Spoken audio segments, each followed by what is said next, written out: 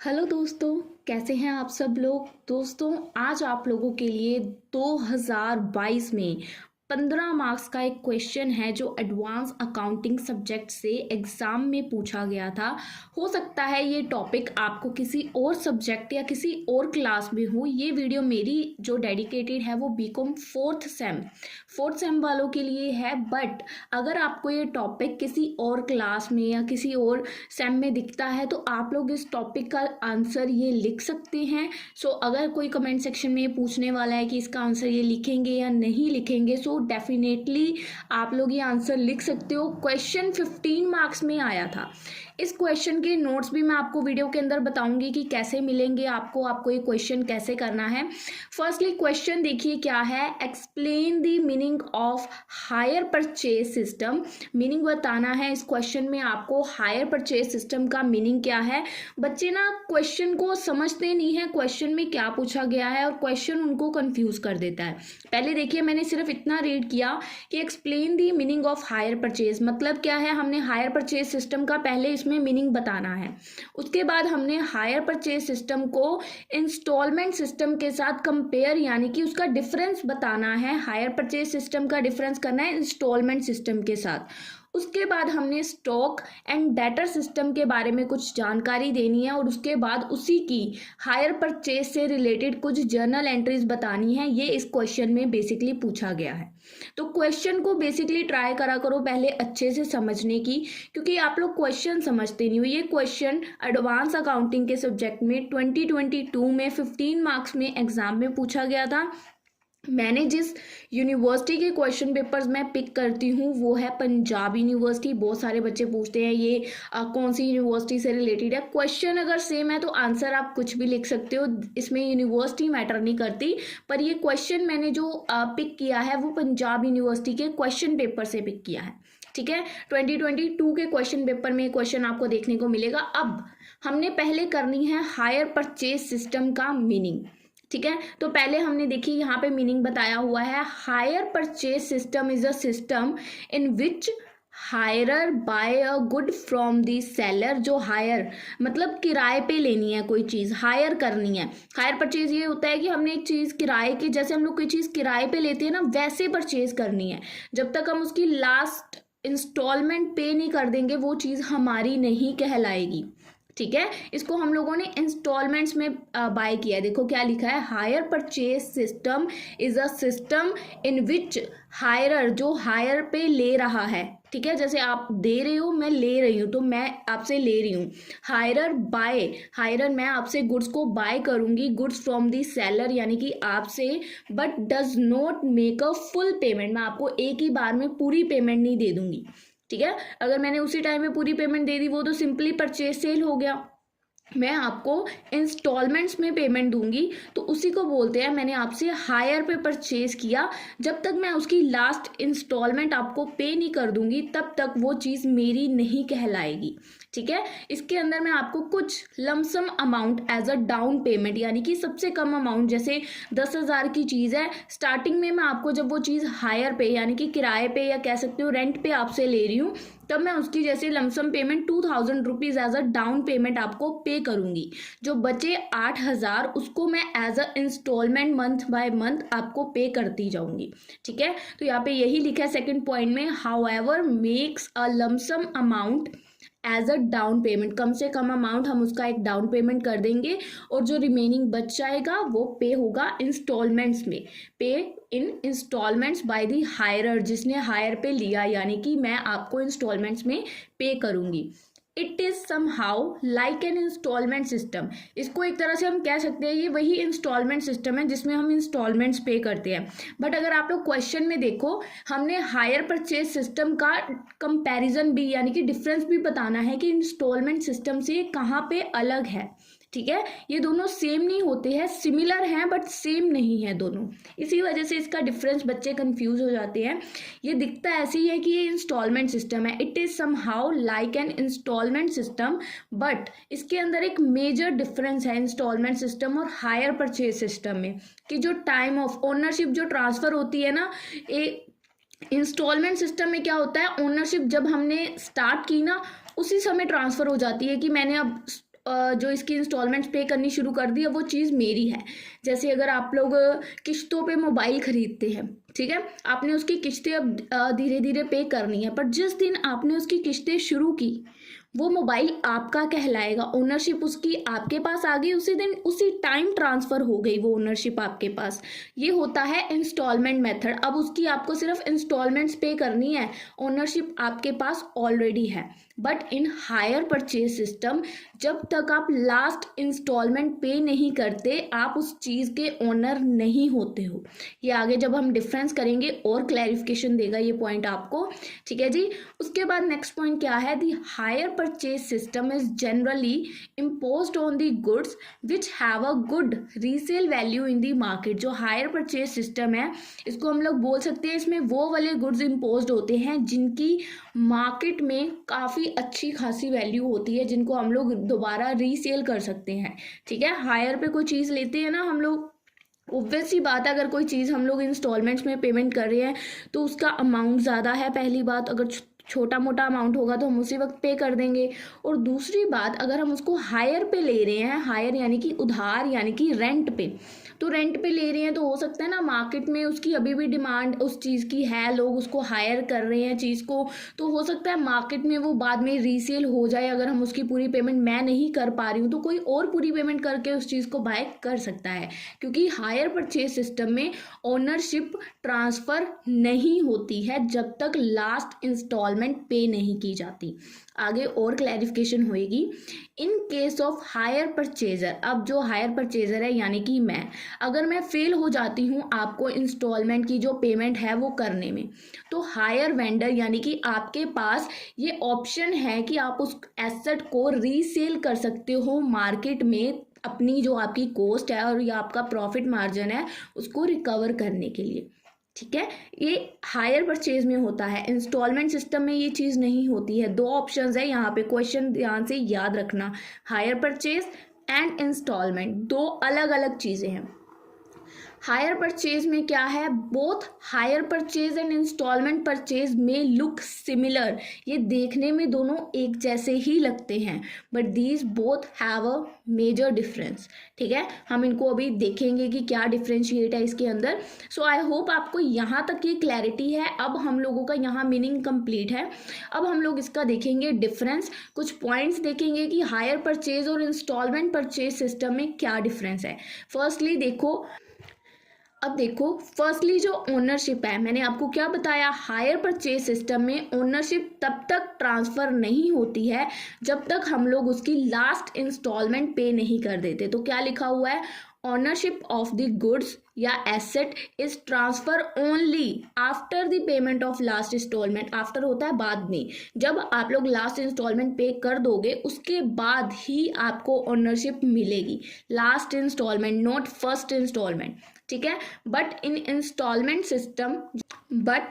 Instalment system ownership जो है goods की वो ट्रांसफ़र इमीडिएटली, जैसे मैंने मोबाइल लिया किश्तों पे, तो मोबाइल मेरे पास आ गया, मेरी किश्तें शुरू हो गई, अब मैंने सिर्फ किश्तें देनी है, ओनरशिप मेरे पास उसी समय आ जाएगी। ये होता है इंस्टॉलमेंट सिस्टम। हायर परचेज में होता है कि मैं इंस्टॉलमेंट्स अगर ना पे करनी चाहूँ तो मैं उस चीज़ को वापस कर सकता हूँ एक आधी इंस्टॉलमेंट दे के। जैसे मैंने कोई चीज़ रेंट पे ली थी, उसका 1 महीने का मैंने अमाउंट पे कर दिया, ठीक है जी। First is ownership. Second, nature of contract. ये जो हायर परचेज है ये क्या है, it is like an agreement of hiring of goods. ये एक तरह का ऐसा एग्रीमेंट है जिसमें हम गुड्स को हायर यानी कि रेंट पे लेते हैं, हायर करते हैं। बट इंस्टॉलमेंट सिस्टम क्या है, ये एक ऐसा एग्रीमेंट है जिसमें हम लोग गुड्स को सेल करते हैं, डायरेक्टली सेल हो जाता है, उसके बाद सिर्फ हमने पैसे लेने हैं। ये एक तरह से ये नहीं है कि वो बंदा हमें रिटर्न भी कर सकता है, इसमें इंस्टॉलमेंट सिस्टम में रिटर्न का ऑप्शन ही नहीं है, हायर परचेज में है। अब देखिए नेक्स्ट पॉइंट क्या है, return of goods. Higher purchase में जैसे मैंने आपको बताया कि हमने गुड्स को हायर किया है, जब तक हम लोग उसकी लास्ट इंस्टॉलमेंट पे नहीं कर देते हम लोग उसके ओनर नहीं बन सकते। तो अगर हम लोग चाहें तो उस गुड्स को, अगर हम लोगों को नहीं पसंद तो हम उसको रिटर्न कर सकते हैं ओनर को, जो उसका एक्चुअल में ओनर है। हम लोग उसको थोड़े समय के लिए कह सकते हैं कि यूज़ किया और उसके बाद उसकी एक आधी इंस्टॉलमेंट पे की और उसको रिटर्न कर दिया। तो हायर परचेज में return asset without further payment, बिना अगली पेमेंट किए, expect for the installment already due, जो हम लोगों ने एक आधी इंस्टॉलमेंट ऑलरेडी पे कर दी वो तो वो हमारे हायर चार्जेस समझ के कट कर लेंगे, और जो बाकी की है वो हमें पे करने की ज़रूरत नहीं है, हम लोग एसेट को अपने रिटर्न कर सकते हैं। But in installment system asset can not be return because जो परचेजर है वो लाइबल, यानी कि अब वो उसको पे करनी ही पड़ेगी। जैसे मोबाइल आपने को ने किस्तों पे लिया तो अब आप लोग उसको रिटर्न नहीं कर सकते 6 महीने बाद कहें कि नहीं मैंने इंस्टॉलमेंट्स पे करनी, अब आप वापस ले लो। नो, उसमें आपको उसकी इंस्टॉलमेंट्स पे करनी पड़ेगी क्योंकि ओनरशिप आपको इन स्टार्टिंग ट्रांसफ़र कर दी गई थी। नेक्स्ट क्या है, फॉर फ्यूचर ऑफ इंस्टॉलमेंट पे, इन केस डिफ़ॉल्ट, अगर सामने वाला बंदा या कुछ गड़बड़ हो जाती है, कुछ गुड्स में डिफ़ॉल्ट हो जाता है, गुड्स ख़राब हो जाते हैं, कुछ भी हो जाता है, तो जो टोटल अमाउंट है इंस्टॉलमेंट का पे किया गया है वो फोरफिटेड यानी कि जब्त कर लिया जाएगा एज अ ट्रीटेड, कि वो हायर पे जो उसने लिए थे वो हायर चार्जेस है। जैसे कि अगर मैंने आपको कोई चीज़ यूज़ करने के लिए दी एज अ ओनर रेंट, तो वो चीज़ आपसे ख़राब हो जाती है आपकी गलती की वजह से, तो आपने जो भी मुझे इंस्टॉलमेंट्स पे की हैं, जैसे हो सकता है ना अगर आपने हायर पे चीज़ ली है तो थोड़ा अमाउंट आप पे करोगे, तो उसको हम लोग उसके हायर चार्जेस पे ट्रीट करेंगे और उस चीज़ को अपने पास ही रखेंगे, अमाउंट को आपको रिटर्न नहीं करेंगे। इन और इंस्टॉलमेंट सिस्टम में क्या होगा, इन द डिफ़ॉल्ट, अगर इसमें डिफ़ॉल्ट हो जाता है तो जो टोटल अमाउंट ऑफ इंस्टॉलमेंट है वो आपको पे करना पड़ेगा। वो आप लोग ये नहीं कह सकते कि जैसे मैंने मोबाइल लिया 6 महीने बाद वो ख़राब हो गया तो मैं इसकी आखिरी इंस्टॉलमेंट पे नहीं करूँगा, वो आपको करनी पड़ेगी, आप लोग उसको जब्त करके नहीं रख सकते। ठीक है, वो आपको पे करनी पड़ेगी, आपकी गलती की वजह से ख़राब हुआ है। ठीक है ना, 6 महीने हुए, 8 महीने की इंस्टॉलमेंट्स थी तो आप बोले मैं 2 इंस्टॉलमेंट्स अब पे ही नहीं करूँगा, ऐसे नहीं हो सकता। नेक्स्ट क्या है, राइट ऑफ परचेजर, यानी कि जो मैंने जैसे मैंने परचेज किया तो अब क्या राइट्स हैं, no rights to hire out. अब देखो इसके अंदर हायर परचेज सिस्टम के अंदर आप लोगों के पास ओनरशिप है, अब ओनर के पास, जिसने हायर पे लिया उसको तो कोई ओनरशिप ट्रांसफ़र ही नहीं हुई, तो जिस बंदे के पास कोई ओनरशिप भी ट्रांसफ़र नहीं हुई तो उसको कोई राइट ही नहीं है कि किसी और बंदे को वो किराए पे दे दे उस चीज़ को, या सेल कर दे, या उसको ट्रांसफ़र कर दे, या उसको गिरवी रख दे उस एसेट को, क्योंकि उसकी ओनरशिप तो मेरे पास है ही नहीं, अब मैं उसको आगे किसी को दे ही नहीं सकती। But in case of installment system, यानी कि किस्तें की हैं जहाँ मैंने, वहाँ पे अगर मैं कोई चीज़ परचेज कर रही हूँ तो परचेजेस उसको आगे किराए पे दे सकता है, उसको आगे सेल कर सकता है, ट्रांसफ़र कर सकता है, डिस्ट्रॉय कर सकता है, गिरवी भी रख सकता है, इसमें राइट्स हैं इंस्टॉलमेंट सिस्टम में। बट हायर परचेज सिस्टम में नो राइट्स। उसके बाद रिस्क, अब इसके अंदर जो भी रिस्क है वो जिसने हायर पे दी है, यानी कि आपका सारा रिस्क आपका है, मेरा कोई रिस्क नहीं है, मेरा मैंने आपसे किराए पे लिया, मेरे ऊपर कोई रिस्क नहीं आएगा। All the risk related to the goods should be taken over by the vendor, यानी कि जिसने किराए पे चीज़ दी है। ठीक है, जब तक लास्ट पेमेंट नहीं हो जाती, क्योंकि वो गुड तो आपको ही बिलोंग करता है ना, उसके ओनर आप ही कहलाओगे जब तक उसकी लास्ट पेमेंट नहीं पे हो जाती, तो सारा रिस्क भी आपका। But in case of installment system, जिस बंदे के पास एसेट है वही उसके रिस्क, क्योंकि ओनरशिप जो है उसी समय ट्रांसफ़र कर दी गई थी जब आप लोगों ने उस चीज़ को बाय किया, तो यहाँ पे रिस्क सारा जो वो किराए पे चीज़ दे रहा है उसका है, यहाँ पे जिसके पास चीज़ है सारा रिस्क उसका है। नेक्स्ट पॉइंट देखिए, रिपेयर। अब अगर उस गुड्स में एसेट में कुछ भी डिफ़ॉल्ट हो जाता है तो उस रिपेयर का सारा खर्चा वेंडर उठाएगा इन case of hire purchase system, क्योंकि वेंडर ही असली ओनर है जब तक लास्ट पेमेंट नहीं हो जाती, तो vendor is responsible for repair maintenance of goods up to the last installment. जब तक लास्ट इंस्टॉलमेंट नहीं हो जाती वेंडर ही रिस्पॉन्सिबल है हर तरह की रिपेयर और मेंटेनेंस के लिए। इसमें वेंडर रिस्पॉन्सिबल नहीं है क्योंकि वेंडर ने ओनरशिप कर दी थी ट्रांसफ़र। अब आप 6 महीने बाद बोलो कि मोबाइल ख़राब हो गया है तो वेंडर रिस्पॉन्सिबल नहीं है, आपकी गलती की वजह से हुआ है, सो आपको ही उसको रिपेयर करवाना पड़ेगा। नेक्स्ट पॉइंट क्या है, स्टेटस ऑफ परचेजर, जो बंदा परचेज कर रहा है उसका status. Under this system hire purchase is treated as hirer. Hire purchase system के अंदर जो बंदा हायर परचेज कर रहा है उसको हायरर बोलते हैं, और इस सिस्टम के अंदर परचेजर इज दी ओनर, जो बंदा परचेज कर रहा है वो एसेट का ओनर बन जाता है। इसके अंदर वो ओनर नहीं बनता, वो हायरर कहलाता है, यानी कि उसने चीज़ हायर पे की ली है, बट यहाँ पे वो ओनर बन जाता है उस एसेट का। आफ्टर दैट नेक्स्ट पॉइंट क्या है, right of return. Purchaser can return goods और asset to the hire vendor. पर इसके अंदर जो है हम लोग अगर उसकी लास्ट इंस्टॉलमेंट पे करने से पहले हमें लगता है कि हमें उस गुड्स को वापस कर देना चाहिए, रिटर्न कर देना चाहिए, तो हम लोग बिफोर दी पेमेंट, बिफोर मतलब पहले, लास्ट पेमेंट करने से पहले पहले हमें उसे रिटर्न कर देना है। इस केस के अंदर हम लोग गुड्स को रिटर्न नहीं कर सकते, we can not return the goods. तो purchaser can not return goods और asset to the seller. So I hope आप लोगों को ये जो इसका डिफरेंस है हायर परचेज सिस्टम और इंस्टॉलमेंट सिस्टम, ये अब क्लियर है। अब हम लोग देखते हैं क्वेश्चन में और क्या बोला गया। हमने इसका मीनिंग देख लिया, इसका डिफरेंस देख लिया। अब हमने देखना है स्टॉक एंड डेटर सिस्टम का जो रिकॉर्ड्स है गुड्स सोल्ड करने में with the help of hire purchase system, और इसकी कुछ जर्नल एंट्रीज देखेंगे with the help of same higher purchase system. तो अब देखते हैं हमारा स्टॉक एंड डेटर सिस्टम के बारे में।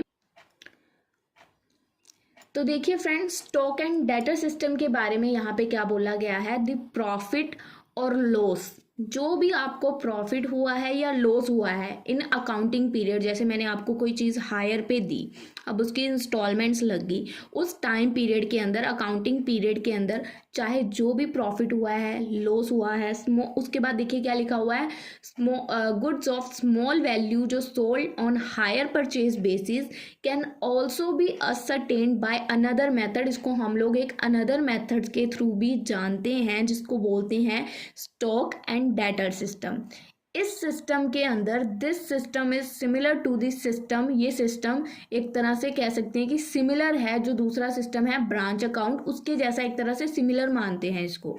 इस सिस्टम के अंदर हम लोग 4 कंट्रोल अकाउंट्स का यूज करेंगे। नंबर 1 है hire purchase stock account, number 2 है hire purchase debtor account, number 3 है goods sold on hire purchase account, और नंबर 4 है गुड्स रीप्रोसेस्ड अकाउंट। अब ये चारों अकाउंट्स का यूज़ करेंगे हम लोग इसको कंट्रोल करने के लिए under stock and debtor system, and हम लोग प्रिपेयर करेंगे hire purchase adjustment account for working out the profit और loss on hire purchase business. अब ये देख के आप लोग सोच रहे होगो कि इतनी सारे अकाउंट्स हमने इसमें बनाने हैं, मेरा जवाब है नहीं, ये just on a theory basis हमने इसमें लिखना है। अकाउंट्स बनाने को तो हमें क्वेश्चन में बोला ही नहीं गया, हमें बोला क्या गया है, स्टॉक एंड डेटा सिस्टम को एक्सप्लेन करो ऑन हायर परचेज बेसिस और उसकी कुछ जर्नल एंट्रीज बताओ, तो हम वो बताएंगे, इसके अकाउंट्स नहीं बनाएंगे। ठीक है, अगर आपको अकाउंट्स बोले जाएंगे तो आप लोग इनके अकाउंट्स के ऊपर भी वीडियोस चेक कर सकते हो, मिल जाएंगे आपको यूट्यूब पर, बट अभी हम लोग इसके अकाउंट्स नहीं बनाएंगे। तो जो हायर परचेज एडजस्टमेंट अकाउंट जो यहाँ पे बोला गया है is similar to the second part of the hire purchase trading account. Hire purchase जो एडजस्टमेंट अकाउंट है वो किससे सिमिलर है, हायर परचेज ट्रेडिंग अकाउंट से, जहाँ पर जो हमारी एंट्रीज हैं वो लोडेड होती हैं goods sold on hire purchase and opening and closing balance of hire purchase stock, and show करते हैं हम लोग उसमें हमारे एक्सपेंसेस और losses related to hire purchase business जो भी हुए हैं उसके बारे में हम लोग सारी इंफॉर्मेशन उसमें शो करते हैं। आई होप आई थिंक आपको ये सारा जो मैटर हमने अभी रीड आउट किया ये अच्छे से क्लियर नहीं होगा, क्योंकि ये थोड़ा सा प्रैक्टिकल बेस है, इसी वजह से हो सकता है आपको थोड़ा सा ये कंफ्यूज करे, बट कोशिश करें कि ये थोड़ा सा टॉपिक है, अगर आपको लर्न नहीं हो रहा तो आप इसको एज इट इज़ याद कर लें, क्योंकि इतना टफ नहीं लिखा हुआ है ये, ठीक है। बट ये फॉर्मेट ही बता रखा है यहाँ पे कि हायर परचेज एडजस्टमेंट अकाउंट जो है हमारा वो ट्रेडिंग अकाउंट से सिमिलर है। अब ये जिसने ये बनाए हैं दोनों अकाउंट उसी को पता होगा ना कि ये दोनों कैसे सिमिलर हैं, ठीक है ना। अगर आपने नहीं किए तो आपको ये लर्न ही करना पड़ेगा, क्योंकि ये प्रैक्टिकल क्वेश्चंस के बेस है। तो इसके ऊपर ये भी बताया हुआ है कि इसमें ओपनिंग एंड क्लोजिंग बैलेंसेस डाले जाते हैं और इसमें एक्सपेंसेस एंड लॉसेस कवर किए जाते हैं, ठीक है। या तो आप लोग इसको ऐसे देख के चल सकते हैं, जब हम लोग प्रॉफिट एंड लॉस अकाउंट बनाते हैं उसके ऊपर हम लोग ट्रेडिंग अकाउंट बनाते हैं, तो उसको लेके चल लीजिए, यहाँ पे भी एक तरह से ट्रेडिंग अकाउंट ही है, तो आपको लर्न करने में थोड़ा ईजी रहेगा, ठीक है। उसके बाद the balancing figure in higher purchase adjustment account, जो हायर परचेज एडजस्टमेंट अकाउंट में लास्ट में प्लस माइनस करने के पास आपके पास बैलेंसिंग फिगर्स निकलेंगी, उनको हम लोग क्या बोलते हैं कि हमारे purchase business, higher purchase business में हमें इतना प्रॉफिट या इतना लॉस हुआ, वो डिपेंड करता है कि बैलेंसिंग फिगर किस साइड निकल रही है, ठीक है। उसके बाद इसकी कुछ जर्नल एंट्रीज हैं The following journal entries are passed under this system to open the necessary accounts in the ledger. बहुत इजी एंट्रीज हैं बट ये भी आपको लर्न करनी पड़ेंगी एज इट इज, जैसे हमने बोला। तो for goods sold on hire purchase, अब देखिए हमने गुड्स सेल किए, ठीक है ना। हमारा टॉपिक क्या चल रहा है, hire purchase system. Hire purchase system कैसे स्टार्ट होगा, अगर हम लोग किसी को गुड्स हायर करें पे देंगे, तो गुड्स अगर हमने किसी को सेल किए on a hire purchase system, तो क्या एंट्री बनेगी, hire reprocessed account to goods sold on hire purchase account. Goods hire reprocessed account, हमने गुड्स सोल्ड किए to goods sold on hire purchase account. Next journal entry for total installment due, जो हमारी total instalment है हमने पे करनी है वो ड्यू है ड्यूरिंग द ईयर, यानी कि अभी पेंडिंग है पे नहीं की। तो एंट्री क्या बनेगी, हायर परचेज पे चीज ली जो आपने debtor account to hire purchase stock account, यानी कि हम लोगों ना सामने वाले बंदे को एक कह सकते हैं, आप लोग स्टोरी बेस पे समझो कि हमारी अभी पेंडिंग है इंस्टॉलमेंट, तो हमने उसको नोटिस भेजना है या कुछ उसको नोटिफिकेशन सा भेजना है कि हमारी अभी पेंडिंग है। तो इसकी जर्नल एंट्री क्या बनेगी, उसको हमने कुछ भेजा तो हायर परचेज वो डेटर के बेस पे भेजा, debtor account to hire purchase stock की पेमेंट भाई कर दो हायर परचेज स्टॉक अकाउंट। अब उसको हमने जब ये नोटिस भेजा तो ऑब्वियस ही बात है वो हमें आगे पेमेंट करेगा उसकी जो इंस्टॉलमेंट ड्यू थी। तो अब हमें कैश रिसीव हो गया, फॉर कैश रिसीव, तो उसके लिए भी जर्नल एंट्री डलेगी। कैश कहाँ आया, हमारे कैश अकाउंट में, cash account debit to hire purchase, debtor ने हमें अमाउंट पे कर दिया, यहाँ पे हमने डेटर को भेजा कि भाई पेमेंट कर दे, अब उसने पे कर दिया तो यहाँ पे हायर परचेज डेटर अकाउंट। अब goods reprocess, for goods reprocessed, अगर कोई अनपे इंस्टॉलमेंट्स हैं फॉर गुड्स, तो हम लोग क्या एंट्री डालेंगे, goods reprocessed account to hire purchase stock account. अब गुड्स अनपे है कोई इंस्टॉलमेंट, ठीक है। तो अब उसके बाद नेक्स्ट एंट्री क्या है, for loading on goods sold on hire purchase, goods जो है हमने सेल किए ऑन हायर परचेज लोडिंग के, तो goods sold on hire purchase account to hire purchase adjustment account. ये कुछ जर्नल एंट्रीज हो सकता है आपको कंफ्यूज करें बट याद करनी पड़ेंगी, ठीक है। अब देखिए आप लोगों को ट्रेडिंग अकाउंट पता है कैसे बनाते हैं हम लोग, यहाँ तक आपको पता चल गया कि अनपे, मैं याद करने का आपको मेथड बता रही हूँ एंट्रीज। पहले हमने डाला कि गुड्स हमने सेल किए, उसके बाद हमारी टोटल इंस्टॉलमेंट कुछ ड्यू थी, हमने उसको मैसेज भेजा भाई इंस्टॉलमेंट कर दे। उसके बाद हमें जब हमने मैसेज भेजा तो हमें कैश रिसीव हो गया, कैश रिसीव हो गया। अब कुछ ऐसे इंस्टॉलमेंट्स है जो अभी भी अनपेड है, कुछ लोगों ने अभी भी पेमेंट नहीं की, ठीक है। तो ये 4 एंट्रीज आप लोग इस मेथड से लर्न कर सकते हो। उसके बाद अब आप लोग ये देख सकते हो कि हमारा ट्रेडिंग अकाउंट है। ट्रेडिंग अकाउंट में हम लोग पहले क्या डालते हैं कि गुड्स सोल्ड कितने हुए, तो goods sold on house higher purchase जो है उसकी जर्नल एंट्री डल गई। उसके बाद हम लोग डालते हैं हमारा ओपनिंग बैलेंस, तो ओपनिंग हायर परचेज स्टॉक की एंट्री डाल दो, stock reserve account to hire purchase adjustment account debit. उसके बाद ओपनिंग हो गई, अब क्लोजिंग की एंट्री डाल दो, hire purchase adjustment account to. अब देखो ओपनिंग और क्लोजिंग में क्या है, जो ओपनिंग की एंट्री है क्लोजिंग की उसकी ऑपोजिट हो जाएगी, हायर परचेज ऊपर स्टॉक रिजर्व नीचे। अब उसके बाद ओपनिंग हो गया, क्लोजिंग हो गया, गुड्स सोल्ड हो गया। आप देखेंगे कि लॉस हुआ या प्रॉफिट हुआ, for loss on goods repossessed, तो अब हमें जैसे कि लॉस हुआ तो hire purchase adjustment account to good repossessed account with difference between installment जो है अनपे है and market value of goods reprocessed है और फॉर लोडिंग ओनली, इसमें डिफरेंस की बात की गई है। पर जो हमारा यहाँ पे लॉस हुआ, उसके बाद अब जैसे कि हमारा लॉस हो गया, उसके बाद हमारे अगला हमारा प्रॉफिट एंड लॉस अकाउंट बनेगा ट्रेडिंग अकाउंट के बाद। तो for expenses on hire purchase business, तो hire purchase adjustment account to expenses account. अब एक एंट्री लास्ट में डलेगी हमारी for transfer of profit on hire purchase business, profit and loss account to hire purchase adjustment account. अगर हमारा profit की जगह यहाँ पे लॉस होता है तो ये एंट्री ऑपोजिट हो जाएगी, ठीक है जी, रिवर्स हो जाएगी। और for closing goods sold on hire purchase accounts, goods sold on hire purchase account debit to trading stock at shop account, कितना स्टॉक हमारा बच गया है। So friends, that's all about journal entries, total 11 journal entries हैं जिनको मैंने थोड़ा सा कोशिश की है आपको मेथड दे दूं कि आप लोग इसको इजीली लर्न कर सकें, आपको थोड़ा प्रॉब्लम ना आए। सो यही था आज का हमारा क्वेश्चन जो 2022 में 15 मार्क्स में आया है। फ्रेंड्स, इस क्वेश्चन के नोट्स आपको नीचे डिस्क्रिप्शन में मैं लिंक दे दूंगी, उस लिंक से आप लोग जाके ले सकते हैं। सो ट्राई कीजिएगा कि आपको ये वीडियो में ही अच्छे से क्लियर हो क्वेश्चन, तभी आप लोगों को ये समझ आएगा। So best of luck for your exams. So मिलते हैं आप लोगों को हम लोग अपनी अगली वीडियो में, और कोई टॉपिक चाहिए तो आप लोग कमेंट सेक्शन में बताइए, उसके ऊपर वीडियो हम लोग बना देंगे। सो मिलते हैं फ्रेंड्स अपनी अगली वीडियो में।